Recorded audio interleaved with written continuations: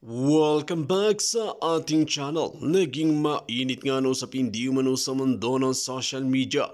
Tila dismayado nga ang maraming netizen ngayon kay Senador Amy Marcos. Tila ito nga ang nakakalungkot dahil kung titignan natin ay halos nga isuka ni Senador Marcos itong sikuting ng torte na ito at si Lisa Smugs at talagang kinakampihan at bilib na bilib kay former President Rodrigo Duterte. Ngunit tila biglang nagbago nga ang ihip ng hangin. Bakit ganito ang nangyari kay Amy na talagang hindi na maganda ang ginagawa at talagang kontra na sa magagandang adhikain at talagang binabanatan na rin si VP Sara Duterte at Tatay Digong.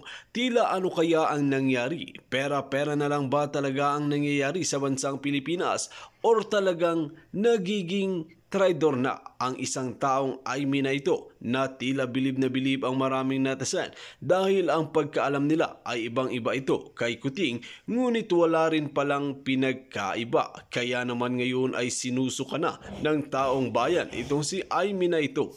Kaya naman nakakalungkot na isipin na tila pare-parehos nga ba ang mga Kuting, mga Lisa, mga Amy na ito na talagang kurakot din at talagang ginagamit lang ang taong bayan at kumukuha lamang sila ng kumpiyansa. Kaya naman tama ang sinabi nila na pag-aralan muna itong si Amy na ito dahil kakaiba ang kanyang kilos. Ngayon nga ay talagang lumabas ang totoong kulay. Well mga kaibigan, para nga sa karagdagang impormasyon, panoorin nga natin ang buong video. At kung bago ka lamang sa aking channel, huwag kalimutan i-click ang subscribe button at notification bell para lagi kang updated sa ating mga bagong video. At para sa solid viewers natin dyan, maraming salamat sa walang sawang pagsuporta. Pag-usapan natin ngayon si Senator Manang Amy Marcos. Noong una, ang taas ng tingin ko sa kanya. May tiwala pa ako. Lalo na nung, kailan ba yun? November 8, anniversary ng Yolanda, na galit siya kay Tambaluslos at nagbigay siya ng official statement na doon siya sa mga Duterte. Sinusuportahan niya si PRRD VP Sara. Sabi niya na malaking utang na loob pamilya namin sa Duterte. Ako, napaiyak ako doon nung binabasa ko yung statement niya. So that was before. Ngayon, nag-iba ng ihip ng hangin sa akin. I don't know sa inyo. But sa mga nababasa kong comments, dumarami na ang nadidismaya kay Senator Amy. So, naiipit siya kasi sa dalawang pader. Diyan lang sa gitna, hindi siya marunong pumili. Wala siyang klaro na paninindigan. Okay, may napanood ako na vlog o live stream ni Kaloy Roy.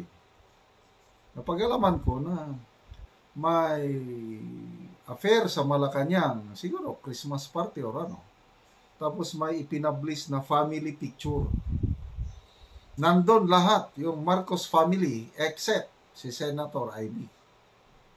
Kaya ang tanong daw ni Kaloy Roy is, inisnab ba ni Amy ang affair sa Malacanang o talagang hindi siya in-invite ni First Lady Lisa?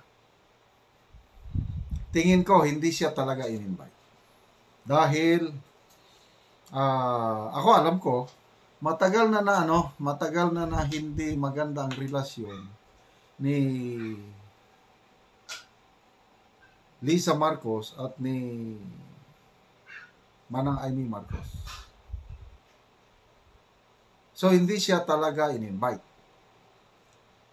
Kaya, kung matapos man ang panunungkulan ni PBBM hanggang 2028, I expect na walang power whatsoever si Manang Amy when it comes to running the government. Baliwala yung kapatid niya ang Pangulo. Baliwala yun. Kasi, perception ng karamihan, ang tunay na nagpapatakbo ng gobyerno ay si First Lady. Malala ko tuloy yung vlog ni Captain Dado, Pinoy Survivor. Sabi niya, problema yung kay BBM, takot sa asawa. Ako, takot din ako sa asawa, sabi ni Captain Dado. At least nagsasalita ako. Si BBM sobrang tahimik. Ako, parehas kami ni Captain Dado at BBM. Takot din ako sa asawa. Macho rin pa. But at least nagsasalita. Pag tinawag ako nga, oh yes ma'am, di at least nagsasalita. Ano pa ma'am? Yes ma'am. Ano pa? Yes ma'am. Lahat. Nagsasalita. At least, kami ni Captain Dado, mahal namin ang aming mga asawa dahil gusto namin na matiwasay ang buhay ng aming pamilya. Willing kami na, wala lang, para walang away, happy wife is a happy life, di ba? Ganyan kami ni Captain Dado. But iba sa Pilipinas, hindi naman, 107 million Pilipinos na ba? Tapos ang nagpapatakbo yung First Lady, ay wala na yan, foul na yan. Hindi naman namin binutuhan ang Lisa Araneta Marcos. So, parehas kami ng sentiment ni PMR Baron. Baron po yung pinaka-astig sa mga kadete. Pinaka-highest ranking cadet, 1983. Yan po, si Captain Dado Enrique. Astig. Mga training niya, karamihan, foreign trained sa US. Grabe. Astig talaga yan. Saludong-saludo ang mga PMEers dyan. Maaga lang lumabas sa serbisyo. Sayang. Yun. Takot sa asawa, macho rin. So, ito ngayon, wala na si Senator Amy. Nakikita ko I hope I'm wrong, na ginagapang na siya ng karma. Palubog ng kanyang political career, lalo na ngayon, mag-re-elect na ba ngayong 2025? Nako. Sa administrasyon, I don't know kung dadalhin siya. Kaya ang masusunod si Lisa. Baka hindi siya madala. Baka dadalhin siya sa ticket ni VP Sara, yung senatoriables. Nako, to me, delikado. Ako, kung yung tatanungin, hindi ko, pag walang gagawing concrete steps, hindi pa magsasalita si Senator Amy starting January. Kasi yun na lang palugit na ibinigay ni Fair Lady Marlica. Dapat magsalita na siya, pumili na siya. Pag wala siyang gagawin, ako, I will campaign against Senator Amy. Hindi pwede yung mamangka ka ng dalawang ilog. Pamilya o bayan. Dalawa lang yan Alam niya na ang kapatid niya kasama sa narco-list ni Pangulong Duterte. Bakit siya nagmakaawa? Bakit siya lumuhod? Naintindihan ko, mahal niya ang kapatid niya. Bakit hindi siya tumupad sa usapan nila ni PRRD na ayusin mo ang kapatid, turuan mo na umarap ng buhay, na iwasan na yan. Lumalabas, hindi tinupad ni Senator Amy yung usapan nila ni PRRD. Kasi nagtuloy-tuloy. Nagtuloy-tuloy yung sa pulburo. Anong prueba? Yung nangyari sa Marawi bombing at saka yung Lindol. Grabe. Major disaster yun. Nasaan ang Pangulo, hindi natin mahagilap. Nasaan siya? Yun, natutulog, sabi ni Marlica. Nasobrahan sa hit-hit, lango, na tinamad. Dahil ganyan daw ang mga pulboronic. Once nga tinamad, tamad talaga. So, to me, malaking kasalanan ni Senator Amy itong nangyayari sa bansa natin. Kaya kung hindi lang siya nakialam, baka tutuluyan ni PRRD si Bongbong Marcos na iyan. Nako. O kung tinuloyan siyang na-announce na kasama sa narco-list, mahirapan ang manalo yun. Mabait lang si Tatay Digong, pinagbigyan niya at wala namang nagawa itong si Senator Amy. So, advice kay Manang, Senator Amy, bawal mamangka sa dalawang ilog. O bawal dalawang pader na nag-uumpugan. Taong bayan ito, yung nagagalit na sa administrasyon. Ito naman ang administrasyon. Manang Amy nasa gitna. Ayaw niyang pumili. Ay di maiipit siya. Iniit siya, puwera na siya ng Malacanang. Hindi na siya, wala siyang power. Taong bayan, nako, Senator Amy, huwag mong hintayin na ang taong bayan tuluyan ng mawala ng tiwala at respeto sa iyo. May pagkakataon ka pa, Senator Amy. Umaasa kami na huwag mong pahiyain yung legacy ng inyong amahan. Napakaganda ang legacy ng Marcos Sr. Papabayaan nyo na ba, Senator Amy, na tuluyang mawawasak yung legacy na yan dahil sa ginagawa ng presidente natin ngayon? Kung talagang mahal mo ang Marcos family, mahal mo ang iyong kapatid, doon ka sa tama. Ano yung tama? Magsalita ka kung ano ang totoo, sabihin mo. At pumanig ka sa katotohanan. Hindi yung puros na lang deny, puros. Kung biglang lalabas yung pulboronic video, ano ngayon? Kaya unahan nyo na, Senator Amy, bago ilalabas yung pulboron video na yung magsalita na kayo. Ang ganda. Diba ang counter propaganda ng palasyo is hindi totoo yung narco-list, yung pulboronic video, paninira lang, ganon-ganon. Mga bayarang vloggers ng palasyo. Kung si Senator Amy magsabi, I am sorry. Ala Gloria ba? Nung Hello Garcia tape, I am sorry. Magsasalita si Senator Amy, I am sorry. Totoo yung pasabog ni Maharlika na kinausap ko si PRRD noon na huwag ibulgar ang kapatid ko na kasama sa narco-list. Pag nagsalita siya, yun na yung katotohanan. Mababawi pa ni Senator Amy ang tiwala ng taong bayan. Dahil pinili niya ang katotohanan, ang taong bayan kaysa yung sariling kapatid. Gagawin ba yan ni Senator Amy? Siya lang makakasagot niyan. Sana hindi pa huli ang lahat. Sana hindi ma-otso diretso ang political career ni Senator Amy dahil siya na lang ang nag-isang Marcos family na bumubuhay sa legasiya ng Marcos Sr. Kaya nasa US siya, safe na safety na siya. Delikado ang buhay niya. Kaya nilang gawan niya ng paraan. So yun ang unang response. Galit, gurgor. Ano yung pangalawang response? Nako, ang nag-response, ang mga vloggers na bayaran ng palasyo. I don't know kung ang tawag sa kanila, ensaymada vloggers pa ba o hindi na.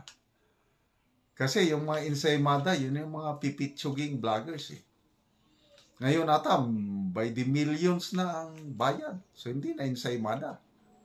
Ano yung balita na yung itatapat kay Maharlika, 14 million ang ibabayad. Rendon Labrador pa yun.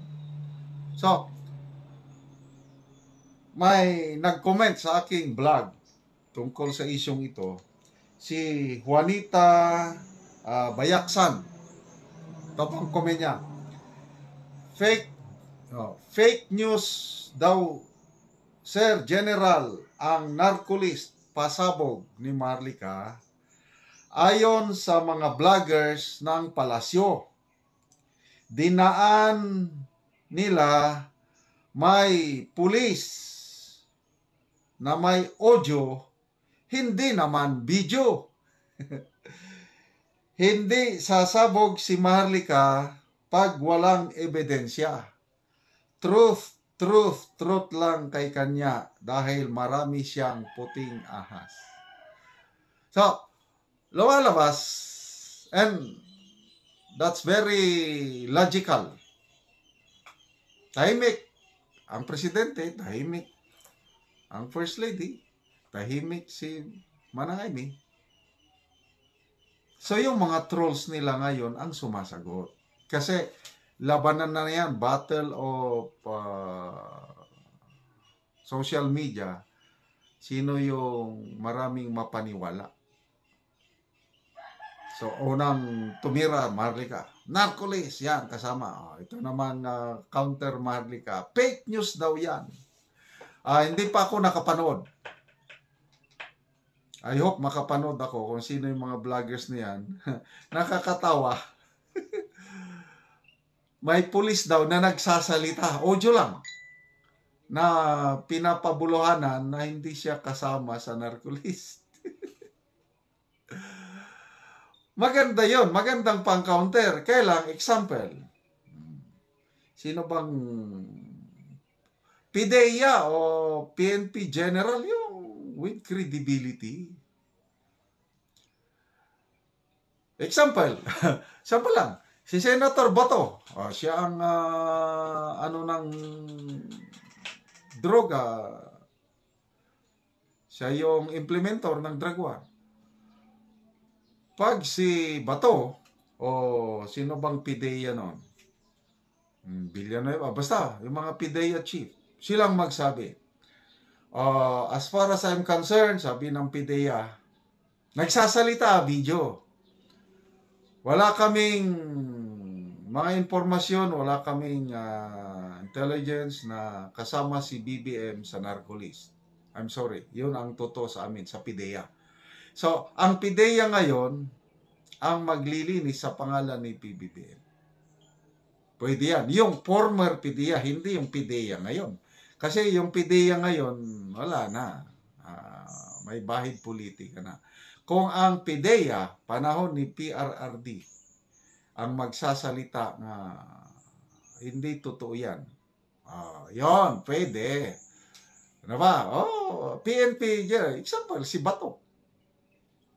Magsasalita si General Senator Bato na as far as I'm concerned, hindi dumaan sa pisina ko, wala akong nalaman na ganito si Ferdinand Marcos Jr. Wala siya sa listahan ng narcolist as we have submitted to them.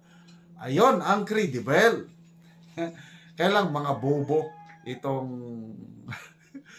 itong mga vloggers ng palasyo kasi audio. Pakinggan ka ng boses ng pulis and ang dali gumawa ng audio ng pulis kunuhay na wala. Ay, sus. Do not insult the intelligence of Filipinos, mga vloggers ng palasyo. Paano kayo paniniwalaan? So, sino pa so, ano na yan? Labanan na ng truth versus lies. It's either nagsasabi ng sinungaling si Maharlika at dapat dito sa palasyo maglabas sila ng katotohanan. Or, nagsasabi ng totoo si Maharlika at dito sa palasyo, puros kasinungalingan lang ang itatapat kay Maharlika. Fake news. So, ako, ang basihan ko si PRRD. Yan na, magpapail na ng mga kandidato. Wala pang kasiguruhan noon kung sino ang tatakbo. Ang ang inaasahan ng lahat, si Mayor Inday Sara ang standard bearer ng administrasyon. Biglang, don't know, dahil ito kay Senator Amy Lat, siya ang naging siyang utak. Napagkasundo niya ang unity. PBBM ang presidente, vice president na lang si Mayor Inday Sara. Yun na, doon na nagsimula yung pasaring ni PRRD. Weak leader yan, adik yan, cocaine yan. So, ngayon, dahil makikita mo sa nangyayari, yung nangyari sa Marawi bombing at saka yung Lindol, at tahimik ang presidente. Grabe, sakuna yun ha. Na dahil sakuna, dapat ikaw presidente. Kung hindi ka man nandyan, personally, nagsasalita ka, na napapanood ka sa media na you are in control. Bakit talagang hindi nagpakita ang presidente? So ito, personal opinion ko na lang ito. I might be wrong. Kaya lang, yun na nga, nag-attend siya ng kasal bago nagkalindol at nagka-bombing. And then, doon sa kasal na yun, may happy-happy. Yun na, nasubrahan na ng yung issue ng pulburon. According to Maharlika, na pinapaniwalaan ko si Maharlika. So, dahil nasubrahan, wala na, hindi na lumabas. Bahala na kayo dyan. Sabi ni Maharlika, tamad daw yung presidente na yan. Kaya pinabayaan lang niya. Lumabas lang after 5 days. So, plus yung kampanya ng droga ngayon, malamya. Tuni-tunilada na ngayon ang pumapasok na droga. At mismo si Secretary Boying Rimulya nagsabi na napasukan na tayo ng international syndicate sa droga. Dahil itong taon na ito, sunod-sunod yung nahuli sa Clark, sa Manila Pier, tuni-tunilada illegal drugs galing sa Mexico, galing sa Thailand. Iba pa yung ni-report ni Maharlika na tuni-tunilada ring pulburon ang in-export from the Philippines punta ng Australia na nahuli ng Australian police. At according to Maharlika, ang doon yung si Michael Sayurot, yung kasama ng Pangulo at First Lady pagpunta sa New York. So, connecting the dots, my opinion, na yun nga, totoo yung narcolist issue na yan, pasabog ni Madam Maharlika. So, ito na, labanan ito ng perception. Kaya ako, nag-vlog ako ng ganito, para yung maniwala kay Maharlika na sinusuportan ko, mas maraming tao na ma-realize nila na delikado na po ang ating bansa. Dahil nagkaroon tayo ng leader na ganyan. Saan niya tayo dadalhin? Ay wala. Pupulutin tayo sa kangkungan kung ganito ang ating leader sa ating bansa. So let's pray for our country, mga kapatiran, at ipagdasal po natin ang kaligtasan ni Madam Maharlika dahil siya yung maraming puting ahas. Ako, paminsan-minsan lang may puting ahas ako na nagtutugma sa sinasabi ni Maharlika. Example, yung pasabog ni Maharlika na si Secretary Boying Rimulya nakaratay sa St. Luke's more than 3 weeks. May puting ahas ako na nagsabi nga, Sir, may doktora akong pamangkin. Kaibigan niya yung doktora, classmate niya yung doktora sa St. Luke's. Totoo, nasa St. Luke's si Boying, naka-life support system. Ganun lang. Paminsan-minsan may ano rin ako sa Malacanang. But ang pinaka-importante dito sa labanan natin ng katotohanan versus kasinungalingan, Madam Marika, let's pray for her safety para tuloy-tuloy ang kanyang laban kasama ang bayan. Dito nga natin mapapatunayan mga kaibigan na dakilang traidor na nga rin ba itong si Manang Aimee na ito na rinerespeto ng taong bayan, dahil kung hindi talaga ay talagang rerespetohin pa rin. Ngunit nakakagulat kasi biglang nagbago ang ihip ng hangin, kaya naman talagang maraming netizen ang dismayado at napapaisip kung magtitiwala pa ba sila sa mga Marcos or hindi na. Well mga kaibigan, kung kayo ang tatanungin, ano ang inyong mga opinyon? Just comment below sa ating comment section at ating pag-uusapan.